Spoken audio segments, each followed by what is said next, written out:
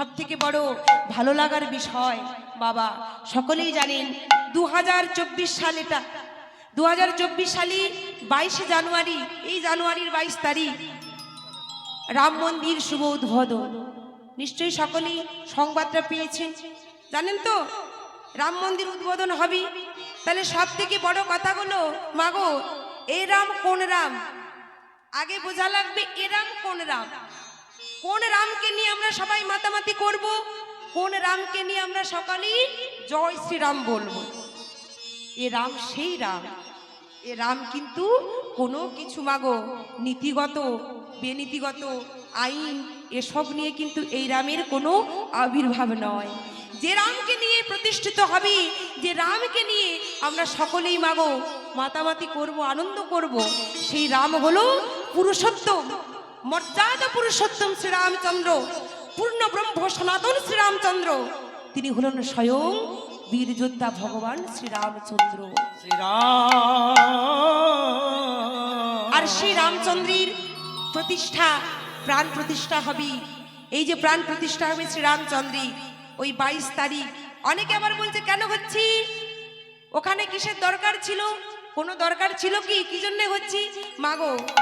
কোনো ব্যক্তিগত ভাবে ওটা কারোর একার জন্য হচ্ছে না, কারোর কোনো ব্যক্তিগত নয়। রাম মন্দির সকল সর্বসাধারণের জন্য, সকল ভক্তির জন্য। এটা আমাদের কাছে কত বড় আনন্দিত। ওই রাম মন্দিরই জানেন মায়েরা, ওই রাম মন্দিরটা যখন নির্মাণ কার্য শুরু হয়নি, মন্দিরটা যখন হয়নি, তার আগে পর্যন্ত ওখানে কোনো পাখি ছিল না। খবরের কাগজে দেখলাম আমার হাজবেন্ড, তিনি হলেন এই ভগবানপুর থানার একজন বেঙ্গল পুলিশ।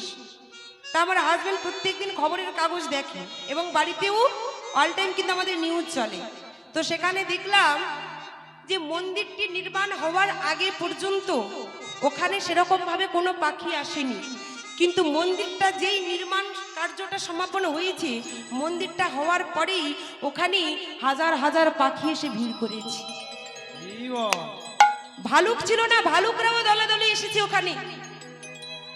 আর এখানে পণ্ডিত জনেরা যারা বিচার করে বললেন, যারা জ্ঞানী জনেরা তারা বিচার করে বললেন যে এখানে যেহেতু রামচন্দ্র স্বয়ং আসছে, পুনরায় প্রাণ স্থাপিত হচ্ছে রামচন্দ্রের, সেই হেতু এখানে আবার বাবু জটায়ুর বংশধরেরা সবাই ফিরে আসছে। জটায়ু বাকি কে ছিলেন জানেন তো? রামায়ণ কারা কারা পড়েছেন একটু হাত তুলে দেখান তো। কয়েকজন বাবা আমার দাঁড়িয়েছে, হাত তুললো।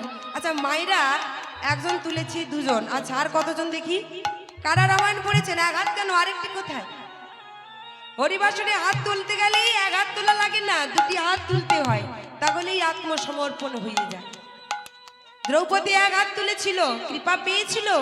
পায়নি। যখন দুটি বাহু তুলে আত্মসমর্পণ করেছিল তখন কিন্তু কৃপা পেয়েছিল, হাজার হাজার বছর ভগবান জগিয়েছিল। রামায়ণ এখন ঘরে ঘরে উঠে গেছে, রামায়ণ আর কেউ জানে না। মায়েরা জানবে কি করে গো মা? জানেন এই যে রামায়ণ আজকে এত সুন্দর ভাবি ওখানে পাখিরা এসছে, বলছে যে জটায়ুর বংশধরেরা এসছে। শুধু কি তাই মা? ওই দিন যে রাম মন্দির প্রতিষ্ঠা হবে, যতজন মায়েরা গর্ভবতী ছিল, সেই গর্ভবতী মায়েরা তারা কামনা করছে, এই নিউজটা দেখে বড় ভালো লাগলো, তারাও কামনা করছে যে ওই 22 তারিখে যাদের ডেটটা একটু মানে আগে ছিল কি পরে ছিল, তারা ডক্টরের সাথেই পরামর্শ করছে যে আমাদের ওই 22 তারিখেই ডেলিভারিটা যেন হয়, ওই 22 তারিখেই যেন আমার একটি কলি সুন্দর ওই রঘুবীর রঘুপতি রাঘব সীতারাম যেন ওই রঘুবীর যেন ওই 22 তারিখে আমাদের কোলালো করে আসে। প্রত্যেকটা মা চাইছে এই যে ভাবনাটা, এই যে চিন্তাটা, মাগো আমি সম্মান জানাই। বড় ভালো লাগলো এই চিন্তা ভাবনা। কেন আজকের দিনে বাচ্চাদের নাম বাবা কেমন রাখে বলুন তো? লালটু পল্টু বিল্টু পাপাই তাপাই যা পারছে, এমনকি সিনেমার মানে দেবের নামী, নায়িকার নামী, আর যত ওই নায়ক নায়িকার নামকরণে নাম রাখছে বাবা, ওই বড় হয়ে ছেলেমেয়েরা কিন্তু তাদের পথ অনুসরণ করছে, তারা কিন্তু ভক্ত আর হচ্ছে না। কিন্তু তারা যে এই বাসনাটা করেছে, আমি সম্মান জানাই তাদের এই বাসনাকে, পূরণ হোক তাদের মনোবাসনা। তবে একটি জিনিস বোঝা লাগবে, সারা ওই 10 মাস ধরে যখন গর্ভে সন্তান আসে, 10 মাস ধরে যদি ওই সন্তান গর্ভে থাকাকালীন মাগো শুধু টিভি সিরিয়াল দেখলাম আর ওই চিকেন পকোড়া বসে বসে ঝাড়ছি বললাম, চলে গেলাম বিকেল বেলায় ঘুরতে, কি একটু পার্কে বেরিয়ে আসি, সেখানে কি বাবা এদিকে মা গর্ভবতী ধীরে ধীরে একটু পার্কে গিয়েছে, টাউন এলাকা তো পার্কে বেড়াতে গিয়েছে, সেখানে বলছে যে আমি একটু এগ রোল খাই, একটু চিকেন চাউমিন খাই, একটু বিরিয়ানি খাই। তাহলে তার গর্ভে কি মা রঘুবীর রামচন্দ্র আসবি? রামচন্দ্র তখনই আসবি ভক্ত হওয়া লাগবে। গর্ভে থাকা অবস্থায় তুমি রামায়ণ পড়ো, রামায়ণ শোনো, টিভি দেখো, টিভি সিরিয়াল তোমাকে দেখতে বারণ করছি না, তবে সেখানে তুমি পৌরাণিক কাহিনীগুলো দেখো, তাহলে তোমার গর্ভে কিন্তু সন্তানটাও সেরকমই হবে। দেখতে মানুষের মতো হলে কি হবে, ওর আচরণ ছাগলের মতো হয়ে যাবে। যদি আপনি আচরণটা নিজে না ঠিক করেন, আপনি আচরণ ধর্মজীবীরা শেখায়, আগে আপনার আচরণটাই ঠিক করুন, তবেই তো হবে। রামচন্দ্র তখনই জন্ম নেবে যখন সঠিক মায়ের গর্ভটা পাবে। আগে মাটিটাকে ভালো হতে হবে, মা যদি ভালো হয় তবেই তো সন্তান ভালো হবে। মা কেন পুনরায় রামচন্দ্র, এই যে রামচন্দ্র জন্মগ্রহণ করেছিল কার গর্ভে? মা কৌশল্যা। তার থেকেও বড় কথা হলো, যাকে খল নায়িকা হিসেবে আমরা দেখি প্রধান চরিত্রে মা কইকেই, কিন্তু মা কইকেই কিন্তু সব থেকে ভালো ছিল, পরম ভক্ত ছিল। মা কইকেই তিনি রামচন্দ্রকে সবার থেকে বেশি ভালোবাসতো। কিন্তু ওই যে এই অজগতের বিষ যদি কেউ খেয়ে নেয় মাগো, সে বেঁচে গেলেও যেতে পারে, কিন্তু এই কানে যদি কেউ একবার বিষ কারো ঢেলে দেয়, সে মানুষ আর বাঁচে না, বেঁচে থেকে মরা হয়ে যায়। আর সেটা ওই মন্থরা করেছিল, মন্থরা করেছিল। তাই তো কইকেই তিনি কি করেছিল, খল নায়িকার চরিত্রে তাকে স্থাপন করা হয়েছিল, কিন্তু কইকেই কিন্তু শত্রুতা করেনি মা। আর রামচন্দ্র যদি বনবাসে না যাবি, কুহক চণ্ডালের সঙ্গে বন্ধুত্ব কি করে হবে? রামচন্দ্র যদি বনবাসে না যেত, তাহলে জগৎজীবকে শিক্ষা দিত কি করে? আমাদের জন্য, ভক্তকে বোঝানোর জন্য তিনি 14 বছরের জন্য বনবাসে গিয়েছিল। একটি ওই যে রাম মন্দির হবে মাগো, জানিন 108 ফুট, মনে রাখবেন 108 ফুট, মাত্র 108 ফুটির একটি ধূপকাঠি বানানো হয়েছে। 300 কেজি গোবর দিয়ে আরো বিভিন্ন নানা রকম সুগন্ধি দ্রব্য তাতে মেশানো হয়েছে। আর জ্বলবে কতদিন? 45 দিন ধরে জ্বলবে। ভাবুন, একটা রাম মন্দিরই উদ্বোধন হবে রামচন্দ্রের, সেই মন্দিরের জন্য এত বড় একটি ধূপকাঠি বানানো হয়েছে। আর মন্দিরটি নির্মাণও করেছে কত সুন্দর করে রামচন্দ্রের সুন্দর বদনখানা রাম সীতা। জানেন মায়েরা, সব থেকে বড় কথা, রামায়ণে আমরা প্রধান চরিত্রে কার চরিত্র পাই? হনুমানই। তো আজকে মাগো, যেহেতু সকল ভক্তরা আজকে এত সুন্দরভাবে কিশোর সংঘ এবং গ্রামবাসী সকলেই মায়েরা সবাই মিলে যে সহযোগিতার হাত বাড়িয়ে দিয়েছেন, সুন্দরভাবে এত সুন্দরভাবে হরি নামের আয়োজন করেছেন, এই যে উদ্যোগটা আপনারা এই প্রথম বছর নিয়েছেন, ভগবানের চরণে প্রার্থনা করি যেন প্রত্যেক বছর বছর প্রত্যেকটি জনমে জনমে এমন মতিটুকু সবার থাকে, কৃষ্ণ ভক্ত হও, সকলেই কৃষ্ণ পদে সবার মতি হোক, এবং সবাই গ্রামবাসীরা প্রত্যেকে সুখে থাকুক, শান্তিতে থাকুক, সবাই ভালো থাকুক। এবং রাধা গোবিন্দের চরণে প্রার্থনা করি সকলেই আজকে যেভাবে পূর্ণ সাহায্যের হাত বাড়িয়ে দিয়েছেন, প্রত্যেক বছর বছর এমনভাবে সুন্দর করি যেন কীর্তনের আয়োজন, মা লক্ষ্মীর পুজো, সঙ্গে রাধা মাধবীর সেবা দিতে পারেন, ভক্ত সেবা দিতে পারেন। প্রেম সে সবাই একটু দুটি বাহু তুলে বলুন, শ্রী গুরু নিতাই গৌরী প্রেমানন্দে হরি বল, হরি বল, হরি বল, হরি বল। তাহলে আজকে আপনারা যেভাবে হরিনামের আয়োজন এখানে করেছেন, ঠিক তেমনি ভাবে মাগো রাম মন্দির নির্মাণ হচ্ছে। আর সেই যে রাম মন্দিরটি নির্মাণ হচ্ছে, সেখানে হনুমানকে সবাই জানেন তো। আর এই হনুমান একটি প্রধান চরিত্রে আছে রামায়ণে। হনুমানের মতো বড় ভক্ত আর কেউ হতে পারে না। ভগবান বললেন আমার হতে নাম বড় আর নাম হতে আমার ভক্ত বড়। আর এখানে হনুমানকে সৃষ্ট করেছে কেন জানি, ছোট্ট করে বলে যাই মাগো, ওই যে রাম মন্দির নির্মাণের সময় থেকে যে হনুমানগুলো ছিল, খবরের কাগজে দেখলাম আরো দ্বিগুণ হনুমান এসেছে সেখানে। বলছে প্রভু রামচন্দ্র আসছে বলি বানর সেনা সবাই সেখানে উপস্থিত হয়েছে দলে দলে। এদিকে হনুমান আসি কম না বেশি? প্রচুর। সত্যি কথা বলতে আমাদের ওখানেও প্রচুর আসে। আর যখন আসি ছাদে একেবারে সব বন্ধ করে দিয়ে দরজা বন্ধ করে বসে থাকি, একেবারে ঘরের বাইরে বেরোতে পারি না। কেন? ওই গ্রিলটা যদি একটু খুলে দিই বাবা, ওই ব্যালকনিতে অনেক সময় গ্রিলটা খোলা থাকে, তো আমি একটু বাইরে একদিন বেরিয়ে গিয়েছিলাম, ঘরের মধ্যে ঢুকে গিয়ে আমার যা সবজি ছিল সব বের করে নিয়ে চলে এসেছি। হরি বল হরি বল। রামচন্দ্র একদিন মা সীতাকে দর্শন করছে, মন দিয়ে জায়গাটা শুনবেন। একদিন রামচন্দ্র মা সীতাকে দর্শন করছি যে মা সীতা সুন্দর করে সিঁথিতে সিঁদুর পরিধান করছে। আর যেই না সিঁদুর পড়ছি হনুমানও বলছে হ্যাঁ গো ও মা তুমি এমন ভাবে ওই লাল রঙের ওটা কি পড়ছো? বলছে বাবা বাবা হনুমান, এটা আমি কেন পড়ছি, এটা হচ্ছে একটা লাল রঙের, এটাকে সিঁদুর বলা হয়। বলে আচ্ছা মা ওটা পড়ছো কেন, ওটা কেন তুমি পড়ছো? বলছে কেন পড়ছিস জানিস বাবা, তার কারণ তোর প্রভু রামচন্দ্র মঙ্গলের জন্য, রামচন্দ্রের মঙ্গলের জন্য। ও মায়েরা সবাই শুনছেন তো কি বলছি? বিষয়ে আমরা যাব, আর একটুক্ষণ পরে আমরা গৌরচন্দ্রিকা ছোট্ট করে সমাপন করে দিয়ে বিষয়ে যাব। আজকে হনুমান বলছি যে মাগো প্রভু রামচন্দ্রের মঙ্গলের জন্য, ভালোর জন্য তুমি এইটুকুনি সিঁদুর পড়ছো। কিছু না বলে হনুমান কি করছে বাবা, ঘরের মধ্যে গিয়ে কি করেছে জানেন? সারা গায়ে একেবারে মাথা থেকে পা পর্যন্ত চারিদিকে একেবারে লাল করে সারা অঙ্গে সিঁদুর মেখে এসেছে।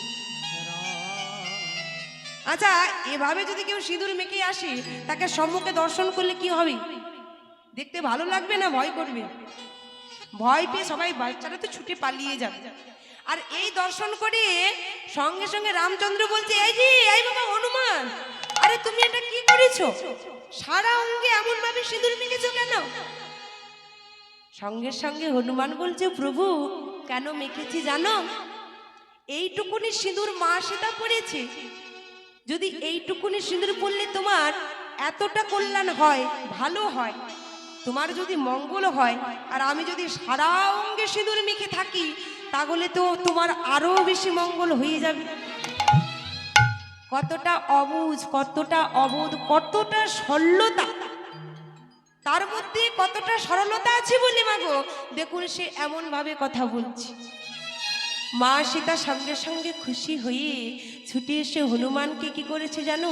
গলার মধ্যে মুক্তোর মালা পরেছিল, সেটা খুলে হনুমানকে পরিয়ে দিয়েছে। আর যেই না পরিয়ে দিয়েছে হনুমান ভালো করে মালাটি বারে বারে দেখছে। আরে এটা কি পরিয়েছে? বারে বারে দেখছে, দেখছে জি মুক্তোর মালা একেবারে ঝকমক করছে। আর দেখতে দেখতে দেখতে দেখতে হঠাৎ করে সেই মালাটি নিয়ে ছিঁড়ে মাটিতে ফেলে দিয়েছে। আর চারিদিকে মুক্তগুলো ছড়িয়ে ছিটিয়ে পড়ে গেছে। আর যেই না পড়ে গেছে সঙ্গে সঙ্গে লক্ষণ মা সীতাকে বলছে হ্যাঁ গো, বলছে মা তোমার কি মাথায় কোনো বুদ্ধি নাই? তুমি জানো না বানরের গলায় মুক্তোর মালা কখনো শোভা পায় না, আর তুমি কি না হনুমানকে মালা পরিয়েছো, আবার মুক্তোর মালা পরিয়েছো। বানর আর হনুমান না একই হলো বাবা, তাই না? যেই না বলেছে সঙ্গে সঙ্গে হনুমান বলছে হ্যাঁ গো এটা কেন ছিঁড়ে ফেলেছি জানো? তোমাদের কাছে ওটা মুক্তোর মালা হতে পারে, কিন্তু আমার কাছে ওর কোনো মূল্য নেই। কেন? তার কারণ হলো যে মুক্তোর মালাতে আমার প্রভু রামের কোনো নাম দেখতে পাচ্ছি না, সেই মালার কি মূল্য আছে? সেই মালার কোনো মূল্য নেই, কারণ ওই মালাতে যখন প্রভুর নাম লেখা নেই ওই মালাটি আমার কোনো প্রয়োজন নেই, ওটার কোনো মূল্য আমার কাছে নেই। তবে আমার মূল্য আছে আমার প্রভুকে আমার এই হৃদয় মন্দিরে আমি বসে। লক্ষণ বলছে এই যে হনুমান মুক্তোর মালা ছিঁড়ে ফেলেছো, আরে হৃদয়ের মধ্যে যে বলছো তুমি তোমার প্রভুকে রেখেছো, দেখাতে পারবি? বললেন কেন পারবো না, দেখতে চাও? সঙ্গে সঙ্গে রাম নাম করতে করতে, রাম সীতার নাম করতে করতে বক্ষটাকে বিদীর্ণ করে মাগো কি করেছে গো, সে যে বক্ষ চিরে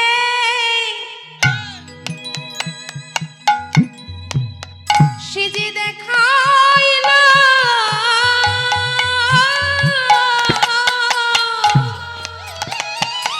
বিদায় গৌর হরিবল হরিবল।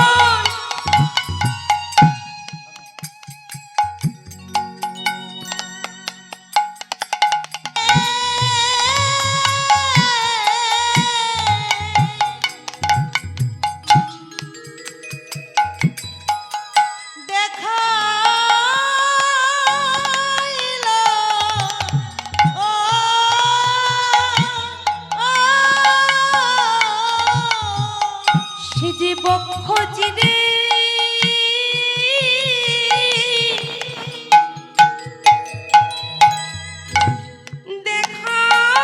দেখাইল, সে যে বক্ষ চিরে দেখাইল,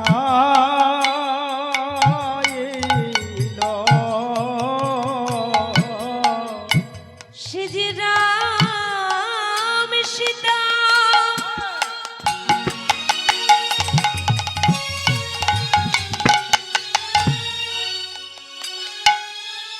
যুগল মূরতি,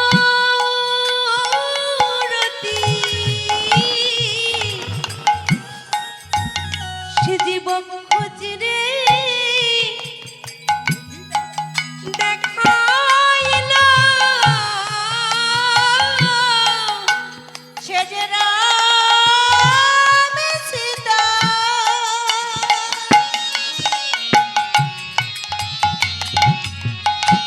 যুগল মূরতি,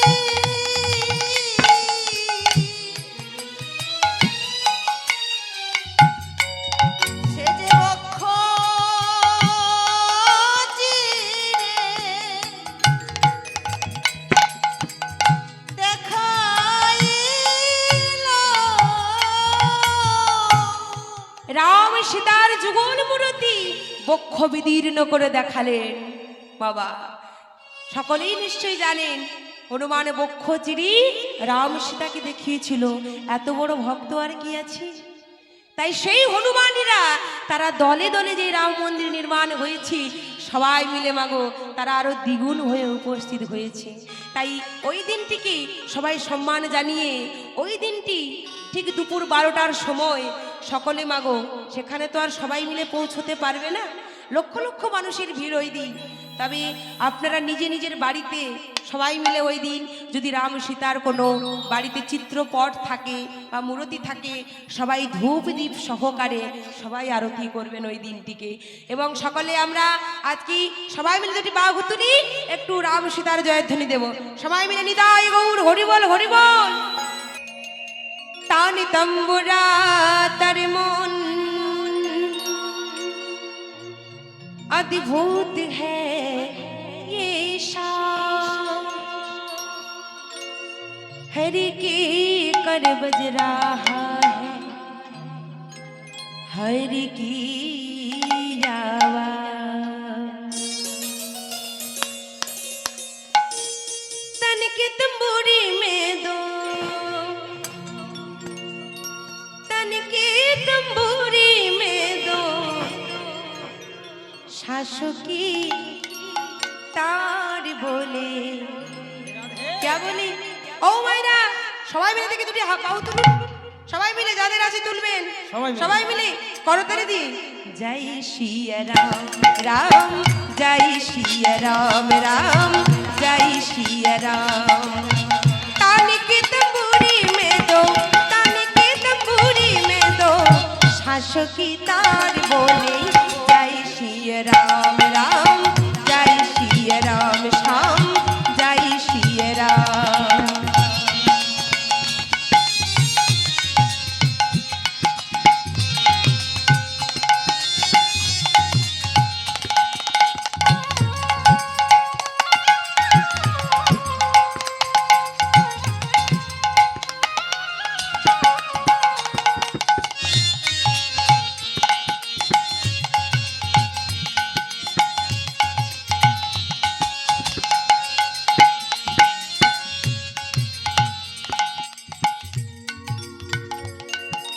अभी तो इस मन की मंदिर में, अभी तो इस मन की मंदिर में प्रभु का हुआ बेशिरा, प्रभु का हुआ बेशिरा।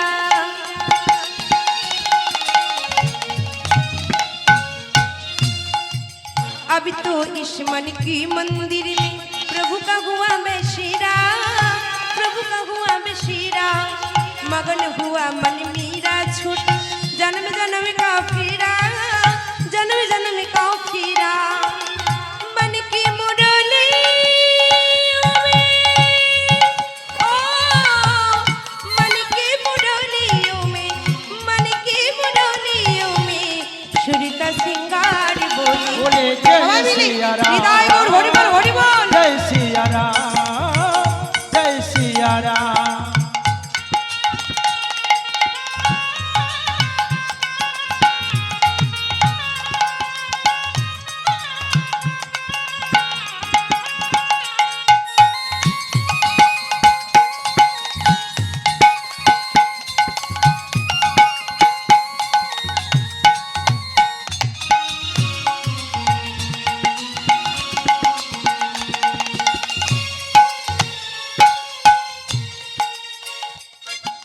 लगने लगी लीलाधारी से, लगने लगी लीलाधारी से। जागी रे जगमग ज्योति, जागी रे जगमग ज्योति।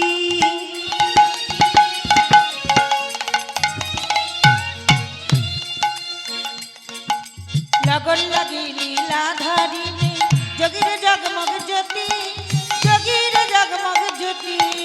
लगने लगी लीलाधारी से। जागी रे जगमग ज्योति, जागी रे जगमग ज्योति। राम नाम का हीरा पाया, श्याम नाम का मोती, श्याम नाम का मोती। प्यासी तो आँखियों में, ओ प्यासी तो आँखियों में, प्यासी तो आँखियों में आंसुओं की धार बोले सबाई मिली निताई को हरि बोल हरि बोल। सिया राम राम जय सिया राम, राम जय सिया राम। ताने के तंबूरी में दो, ताने के तंबूरी में दो शासक की तार बोले बोले जय सिया राम, जय सिया राम, जय सिया राम।